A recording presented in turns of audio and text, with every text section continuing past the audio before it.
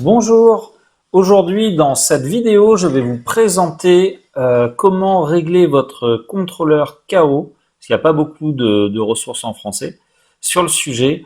Alors c'est la même interface pour les trois différents contrôleurs de la gamme, le Nano, le Pro et le Factory. Et je vais vous raconter un petit peu mon expérience sur le sujet. Avant tout, je vais me présenter. Je suis Brice, je suis gérant de la société LSX Calibration.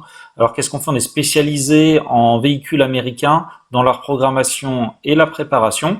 Et je suis venu, alors moi j'aime tout ce qui fait du bruit, des flammes et qui est puissant. Et j'ai un groupe d'amis qui avaient des Suron, qui m'ont mis là-dedans. J'ai adhéré, j'ai commencé à modifier ma Suron, notamment avec l'aide de Nico de Rider Shop qui m'a monté les amortisseurs Fox, qui par la suite m'a débridé ma batterie, mis un contrôleur Sabvaton.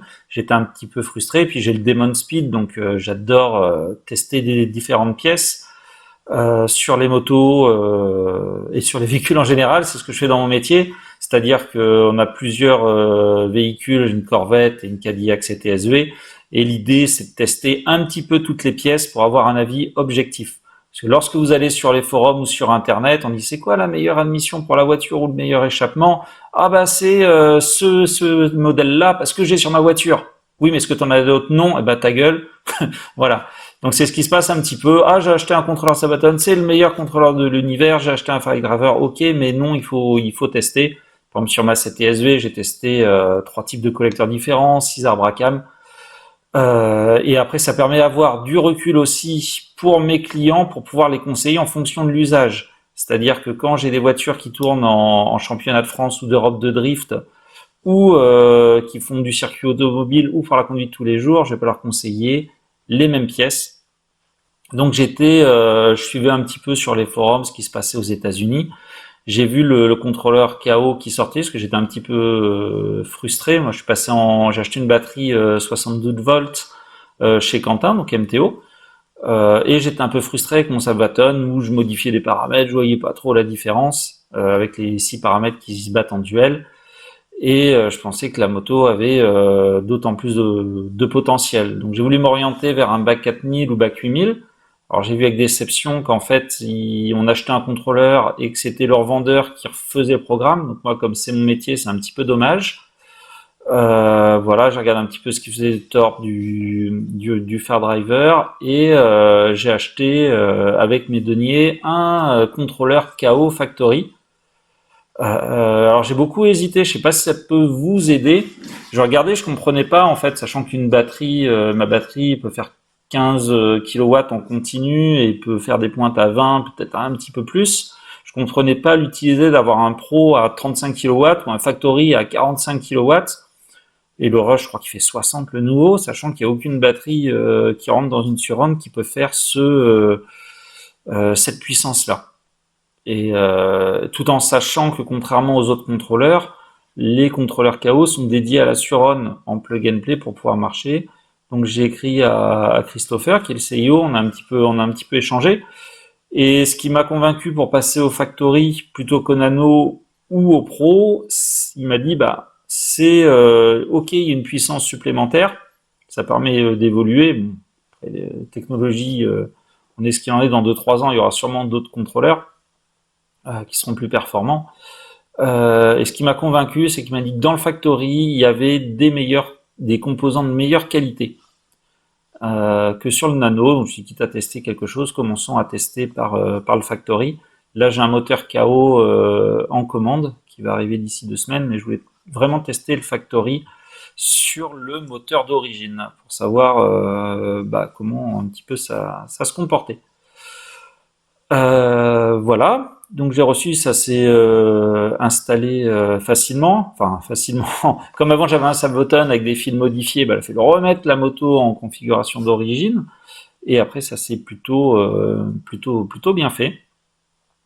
Voilà, bah, maintenant je vais lancer l'application maintenant qu'on se connaît un petit peu mieux, et puis je vais vous parler des différents paramètres de ce qu'on peut régler, sachant qu'on peut faire beaucoup de choses avec, c'est quand même très appréciable, et surtout avoir une config propre à chacun, qui permet d'avoir plusieurs usages. C'est-à-dire que je vais pas le régler de la même façon si je fais de la route ou si je fais du trail. Voilà. Et ben, on va découvrir l'application ensemble. Donc voilà l'application. Là, je suis sur PC. On est le 13 janvier. Je sais qu'il y a l'application mobile qui est sortie ce matin en bêta et qui va être publiée sur l'App Store et sur Android d'ici 24 heures. Qui va rendre obsolète cette version, et c'est pas grave, c'est avec ce logiciel que j'ai réglé ma moto, j'en suis très content. Donc je vais vous présenter ce que j'ai fait. Donc lorsque vous ouvrez le logiciel, vous devez connecter la clé USB sur votre PC. Il n'y a pas de clé USB à installer sur le contrôleur. Le contrôleur est natif naturellement. Ici, on voit qu'elle est bien connectée à la moto. Et alors, ça ne sera pas le cas sur la version mobile, mais sur la version PC, il y a quatre configurations à charger dès le début de la moto. La première, c'est batterie 60 volts et moteur KO. La deuxième, batterie 60 volts et moteur Suron. La troisième, c'est batterie 72 volts et moteur KO. Et la quatrième que j'ai utilisée, c'est la 72 volts avec le moteur Suron, vu que c'est ce que j'ai comme configuration. Et l'Exa 72 volts fait aussi les batteries 80 volts, pour information. Donc la connexion est directe. Et rentrons dans le vif du sujet. Alors, ce que je regrette, c'est qu'il n'y a pas, on peut pas, on est plugué en temps réel sur la moto, donc on ne peut pas travailler les fichiers en dehors, ce qui est un peu dommage ou sauvegarder plusieurs configurations. Mais l'application va résoudre ça. Alors, du coup, ici, j'ai ma version de base qui est mon 72 volts avec le moteur KO. Ici, c'est pour vérifier qu'on est bien 72 volts. La puissance, je pourrais mettre 10 000 ou 100 000, c'est juste à titre informatif. C'est le module, ce n'est pas utilisé. Ici, vous allez régler la puissance, c'est-à-dire le max line current et le max phase current. En gros, si votre batterie 72 volts est à 84 volts, vous faites 84 fois 230 ampères, ce qui nous donne 20 kilowatts. Cette colonne-là, c'est la paramétrage de votre accélérateur. Donc, il y a une fonction d'autocalibrage qui détermine par défaut le voltage minimum et maximal de votre poignée. Vous avez la poignée d'origine, comme moi, du Suron ou une aftermarket, Domino ou autre, et vous pouvez régler la sensibilité. La valeur par défaut, c'est 235. Moi, ce qui me convenait, encore une fois, le but, il peut y avoir 10 000 réglages différents, mais il n'y a qu'un réglage qui compte, c'est pour la personne. Et moi, ce qui me convient, c'est 170. Ici, c'est pour le lag, pour ceux qui veulent, en relâchant la poignée, un petit peu de, je sais pas, de moteur encore. Moi, je vois pas l'intérêt. J'ai joué avec, mais j'ai tout laissé à zéro. C'est-à-dire que c'est très réactif.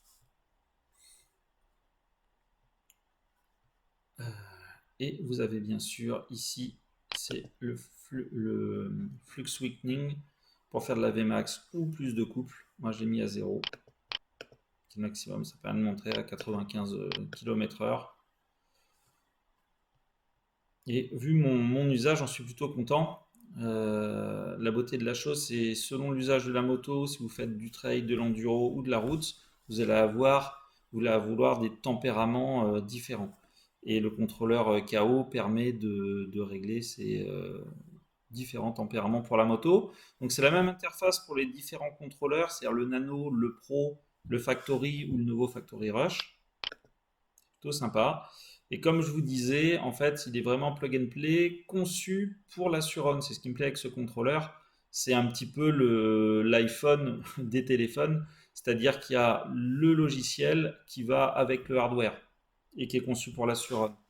Contrairement aux contrôleurs génériques, BAC ou Far Driver ou Sabaton qui sont pour l'électrique mais pas dédiés ni conçus pour la Suron. Par défaut, vous pouvez le mettre sur des vélos, sur des golf carts, comment ça s'appelle, des caddies de golf, des voiturettes, pardon, en français.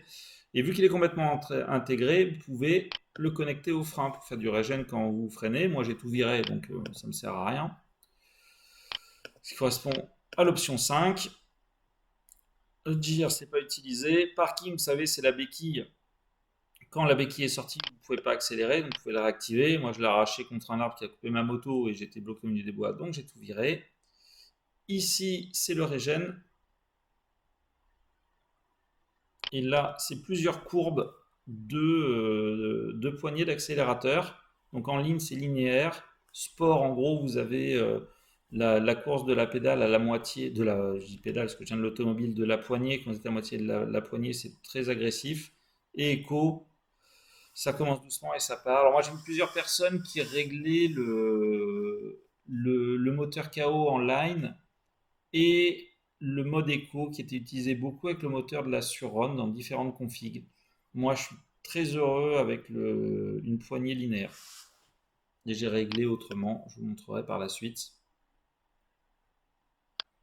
Donc ici, ça c'est intéressant, comme je vous ai dit, il y a le mode sport et le mode éco d'origine, le bouton qui est utilisé. Donc vous bridez, en fait, qu'est-ce que c'est 60? C'est 60% de ma valeur des 230 ampères et 75% du phase courant qui est ici.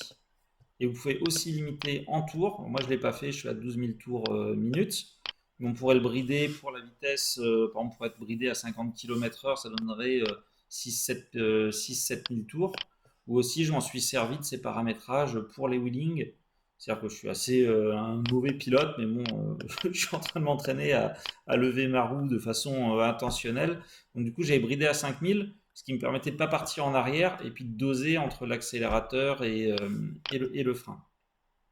Et ici, ce n'est pas utilisé sur la Suron, c'est pour le Talaria. Et le back courant, c'est le regen. Alors pour avoir la même sensation d'origine, moi j'ai joué avec 20 et 35 ampères. Ici, c'est les tours minutes mini. Moi, c'est quelque chose qui me convient bien, ça correspond plus à du dos temps, c'est quand je relâche la poignée, surtout que ça va très très vite en 72 volts, j'ai quand même du frein moteur et j'arrive à mieux maîtriser la moto dans un usage bois.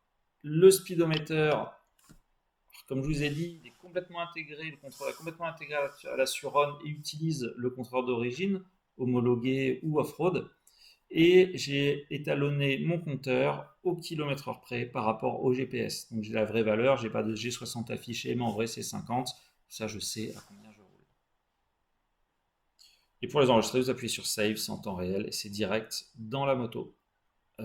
Chose intéressante, avant de passer aux paramètres du compteur, vous avez ici des indicateurs, ce qui est plutôt plaisant. Vous avez vos tours minutes de la moto, le voltage de la batterie, ce qui permet, lors de vos réglages, soit sur banc ou la roue levée, de voir ce que vous débitez et d'avoir du feedback sur la puissance qui est réellement débitée par le contrôleur, plutôt que d'y aller à l'aveugle et d'aller au doigt mouillé ou en sensation sur la route. Les paramètres du moteur, donc par défaut, il y a un petit bug pour information dans l'exa de novembre du 72 volts. Pour le moteur KO, le nombre de paires, c'est 4 et pour la Suron, c'est 5. Ça marche quand même avec 4. Quand je l'ai branché directement, la moto était très agressive, marchait très bien, mais le nombre de paires, c'est 5 pour le moteur de la Suron. Et chose intéressante, vous pouvez régler, en plus de la pédale d'accélérateur, le tempérament du moteur. C'est-à-dire quand est-ce que vous voulez, moi qui viens du thermique, c'est bien différent avec l'électrique, quand est-ce que vous voulez que le moteur donne 100%. Savoir si vous voulez un max de couple dès le début, à fond de l'accélérateur bien sûr. Moi je l'ai réglé de façon, lorsque j'envoie 230 ampères, qui balance GRF au BMS plus 240, 250 ampères, donc c'est du réel. C'est pas comme sur le Sabaton où je mettais à 150 ou à 200 sur un bloqué, ça me donnait quand même 140 ampères. Du coup je me mets à fond et je l'ai réglé de façon avec mon poids de 95 kg. Quand j'envoie sur le bitume, que je suis à la limite de l'adhérence et de lever la roue avant. Si je mettais à 100% dès le départ ou à demi-tour, la roue avant se lève avec les 62 à 30 ampères. Donc je peux faire un départ arrêté en restant la roue à la limite de l'adhérence. J'ai mis le couple maxi à 5500 tours et ça évite de faire des soleils dans les bois. Et je sens que vous aurez la même courbe entre les deux modes éco et sport. Donc c'est plutôt intéressant, ça c'est mes différents réglages à aujourd'hui. Pour un usage bois, en route je réglerai différemment. Enfin, ça dépend vraiment de votre tempérament L'intérêt, alors vous allez me dire qu'il y a 10 000 réglages, il y en a qu'un qui est bon, oui, mais c'est le vôtre. Et ça permet de ne pas être frustré. Vraiment, par exemple, avec le même contrôleur et la même batterie, on peut régler la façon de la moto tellement différente, soit très coupleuse au départ, soit avec de la longe. C'est complètement customisable. Vous voyez, c'est pas insurmontable. Il n'y a pas énormément de paramètres non plus, mais on peut tout faire. Ce qui est plutôt sympa. Moi, comme ce que j'aimerais avoir en plus de ça, c'est vraiment la courbe. C'est quelque chose qui est demandé, c'est la courbe de la pédale plutôt que linéaire, parabolique, c'est de truquer un petit peu plus. Et on le fait aussi avec le moteur ici. Ça donne encore plus de possibilités de réglage, ça serait vraiment pas mal et c'est prévu dans la version application mobile. Et ici, c'est pour régler en fait, comme vous avez utilisé la jauge, enfin les compteurs de la batterie, votre pourcentage de batterie. Régler en fonction des spécificités de votre batterie. Voilà, on a fait le tour des paramétrages. Puis je vais vous présenter dans les jours qui viennent le paramétrage iPhone et Android. Apparemment, il y a plein de fonctionnalités. Là, ça va être la V1. On pourra faire les mêmes choses en changeant à la volée. C'est-à-dire, si vous changez la batterie à la volée, ça sera faire un clic sur le téléphone plutôt que rebrancher le PC. Après, ça n'arrive pas tous les jours. Et dans le deuxième temps, ils vont faire des sauvegardes de config en ligne.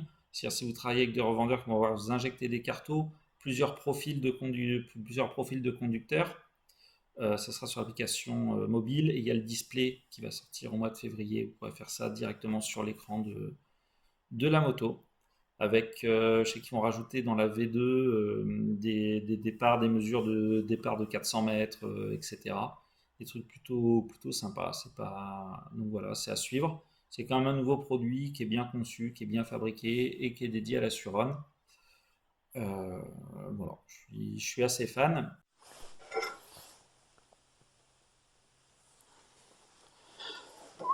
Voilà, on a fait le tour des possibilités du contrôleur dans sa version d'aujourd'hui de janvier 2023. En conclusion de tout ça, je vais continuer à faire d'autres tests avec le contrôleur Nano, le Pro et le moteur KO. Ce que je vous propose en tant que revendeur, là je lance la commande la semaine prochaine. Donc les tarifs officiels, donc TVA comprise, sont de 890 TTC pour le Nano, 1149 pour le Pro et 1449 pour le Factory. Donc en fonction du nombre de commandes de la semaine prochaine, je vous ferai la discount à prix coûtant. C'est-à-dire si j'en commande 10, vous avez moins 10%. Que je vous mettrai en avoir. Moi, ça m'arrange aussi parce que plus j'ai de volume, plus j'ai de prix. Puis ça me conforte en tant que fournisseur. Donc c'est du gagnant-gagnant. Et pour que vous soyez complètement gagnant, je vous propose, puis ça m'intéresse aussi, de configurer votre contrôleur par rapport à vos goûts et à votre batterie. Voilà, ça évite. Il y a un très bon support chez KO en anglais, mais comme ça, si vous n'êtes pas familier avec l'anglais, c'est peut-être plus facile d'exprimer en français. Je vous le règle pour vous. Et c'est ma société LSX Calibration qui assure la garantie pendant 1 an de votre contrôleur. Sachant que moi, je garde un stock, je vais garder un contrôleur de chaque au cas où pour la garantie, pour le renvoyer, sans repasser avec 2 mois d'attente ou 3 mois d'attente. Voilà, donc n'hésitez pas à me contacter. Là, on est le vendredi 13 janvier et je passe la commande du coup le lundi 16. Donc n'hésitez pas à vous manifester. Et après cette période-là, je referai les contrôleurs au prix officiel parce qu'il faut bien gagner sa vie. Et je continuerai à proposer gratuitement le support. C'est-à-dire mon support, je prends le PC à distance pour régler votre contrôleur ou vous envoyer différentes configs en fonction de vos souhaits. Ça, moi, ça me permet de régler plusieurs configurations aussi. Et puis, c'est quelque chose qui m'intéresse. Et puis, ça reste mon métier, hein, donc de régler les contrôleurs, de me mettre à l'électrique. Donc ça, c'est cool. Et d'assurer la garantie 1 an en France. Voilà. Et n'hésitez pas à me contacter. Puis à bientôt. Puis je vous ferai d'autres vidéos sur différents contrôleurs et puis sur les modifications que je fais, ainsi sûrement le test de la nouvelle appli sur iPhone et bientôt du du moteur KO pour comparer un petit peu par rapport à la Suron. Sachant que je vais pas spoiler, j'ai discuté avec les personnes de KO, ils m'ont dit qu'il n'y aurait pas plus de puissance, peut-être un petit peu plus de coupe, mais pas plus de vitesse qu'avec le moteur de la Suron. Mais comme le moteur de la Suron est prévu pour tourner à 6 kW, dès qu'on fait 15 ou 20 kW, on peut avoir des problèmes de chauffe du moteur. Donc c'est plus, pour moi, ce que je m'attends, c'est à dire la fiabilité. Bon, après, à 1500 balles le moteur, vaut mieux que ça soit fiable.